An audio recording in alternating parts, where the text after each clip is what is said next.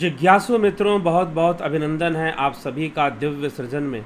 और प्रत्येक दिवस की भांति आज भी हम यहाँ पर यह कार्यक्रम लाइव चर्चा का शुरू कर रहे हैं। तो आज का जो विषय है वो बहुत महत्वपूर्ण है। पिछले विषयों में जो हमने सुना, हमने देखा कि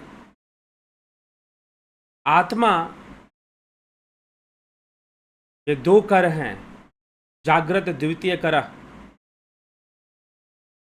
और फिर यह आत्मा नृत्य करती है। आत्मा का नृत्य, इस विषय पर सुना। तो आत्मा अनेकों अवस्थाओं में जीव के नृत्य ही तो कर रही है,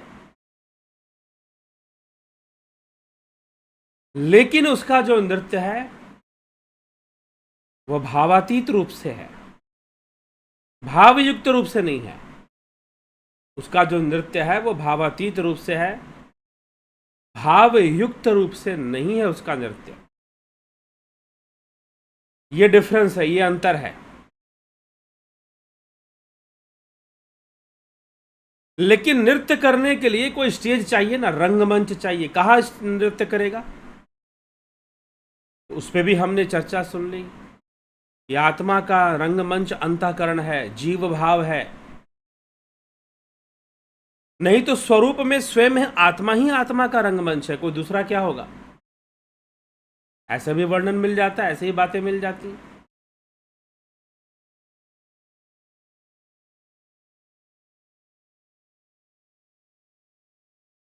आत्मा ही आत्मा का रंगमंच बन जाता, तो रंगमंच पे भी चर्चा होगी। लेकिन अब नृत्य हो रहा है, रंगमंच सज चुका है जहां नृत्य होना है। लेकिन तीसरी सबसे जरूरी चीज कि दर्शक कौन है, ऑडियंस। दर्शक कौन है, इस नृत्य को देखने वाला कौन है? तो इस नृत्य को देखने वाला, देखने वाले की बात हो रही है। तो वास्तव में इस नृत्य को देखने वाला योगी की इंद्रियां हैं। किसकी इंद्रियां? साधारण मनुष्य की नहीं, योगी की इंद्रियां हैं। एक सिद्ध योगी की इंद्रियां ही इस नृत्य को देखती है। नहीं तो दूसरे जीव जन हैं, वो इस नृत्य को क्या देखेंगे? वो तो बेचारे कभी हंसते हैं, कभी रोते हैं। उसके नृत्य को सही से क्या देख पाएंगे? वो दृष्टा भाव तो उनके अंदर आ ही नहीं पाएगा, क्योंकि वो तो इन्वॉल्व हो जाते हैं ना। वो तो परिस्थितियों के साथ इन्वॉल्व हो जाते हैं, मिश्रित हो जाते हैं।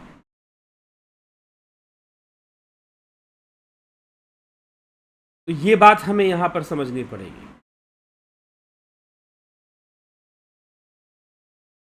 तो योगी की इंद्रियां ही इस नृत्य को, इंद्रियां दर्शक हैं। अब इंद्रियां कैसे दर्शक है? अरे भाई, कोई भी अनुभव आप कर रहे हो,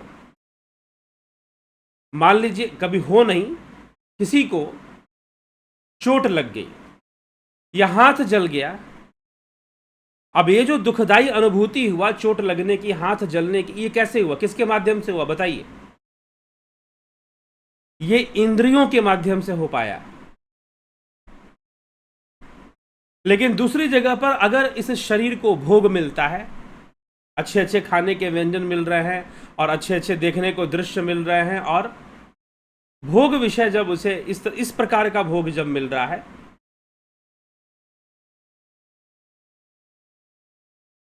तो इसको भी कौन देख रहा है? इंद्रियां ही तो देख रही हैं इसको। इसके पीछे भी तो, इन भोगों के पीछे भी इंद्रियां ही हैं।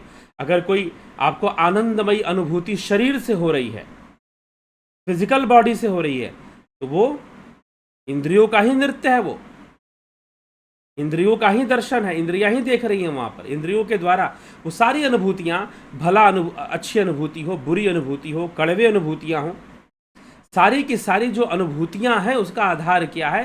हमारी इंद्रियां ही उसका माध्यम है, वही आधार बनती है। लेकिन जो योगी है, जो दृष्टा भाव से संपन्न है और उसके अंदर दृष्टा भाव की परिपक्वता है, तो उसकी इंद्रियां इस आत्मा के नृत्य को देखते हुए भी नृत्य में संलग्न नहीं होती हैं। उस आत्मा के नृत्य को देखते हुए भी नृत्य में संलग्न नहीं होती हैं। ये हमें इस विषय को, इस कथा को, इस सूत्र को समझना चाहिए। इसके कहने का अर्थ क्या है? तो सूत्र क्या कहता है, इसी विषय पे चर्चा करता है। प्रेक्षकाणेन्द्रियाणि, सूत्र कहता है प्रेक्षकाणेन्द्रियाणि।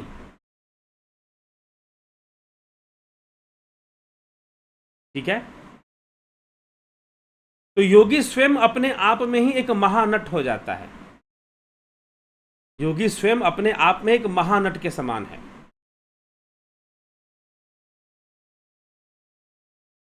और उसकी जो नट लीला है, अर्थात योगी, क्यों ऐसा क्यों कहा जा रहा है कि योगी स्वयं ही महानट हो गया? ऐसा इस पहले तो कहा गया कि आत्मा नट है, लेकिन योगी जब आत्म स्थित हो गया और आत्मा के रहस्य को समझ गया, ब्रह्म के रहस्य को समझ गया, जब योगी ब्रह्म के रहस्य को समझ गया, आत्मा को जान गया, उसमें आत्म स्थित हो गया, स्थित प्रज्ञ हो गया, तो वो इंद्रियों के माध्यम से संपूर्ण लीला को नाट्य प्रस्तुति के रूप में देखता है। तो इसीलिए योगी आत्म स्थित होकर योगी क्या हो जाता है? आत्म स्थित होकर योगी क्या हो जाता है? योगी स्वयं ही महानट हो जाता है। योगी स्वयं ही महानट हो जाता है। फिर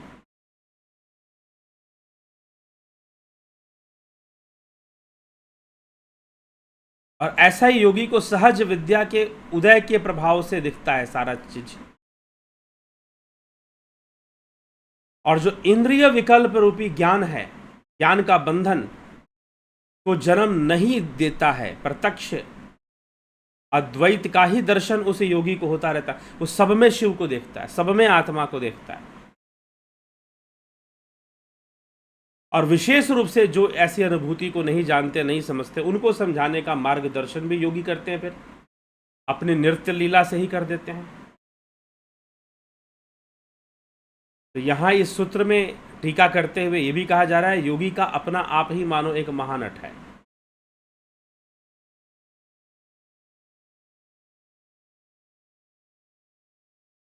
तो ये महानट की अवस्था है योगी की, लेकिन इस नट को योगी की इंद्रियां ही देखती हैं। इंद्रियां ही देखती हैं सहज विद्या के प्रभाव से। सहज विद्या के प्रभाव से इंद्रियां ही देखती हैं।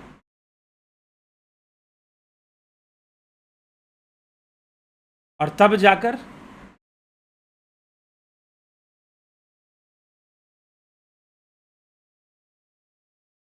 अद्वैत में स्थिति बन पाती है, सही दृष्टा भाव आ पाता है।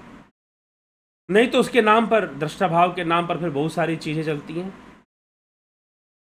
जो शुरू में तो बड़ा सरल लगती है, बाद में कुछ समझ में नहीं आता। ऐसे लोग भी मुझे मिले।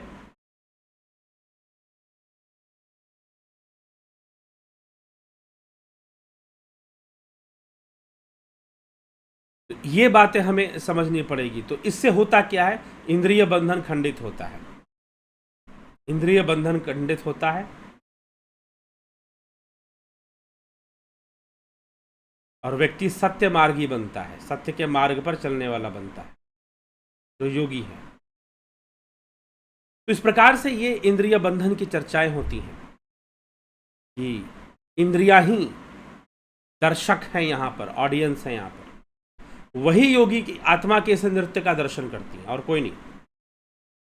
तो हमें इस विषय को समझना चाहिए और समझकर चलना चाहिए। तो चलिए ठीक है, अभी विराम देते हैं हम चर्चा को। कल फिर 9 बजे लाइव चर्चा में आपसे मिलेंगे। बहुत बहुत आभार आप सभी का, जुड़े रहने के लिए, बने रहने के लिए, और हमेशा जुड़े रहें, बने रहें। बहुत बहुत आभार।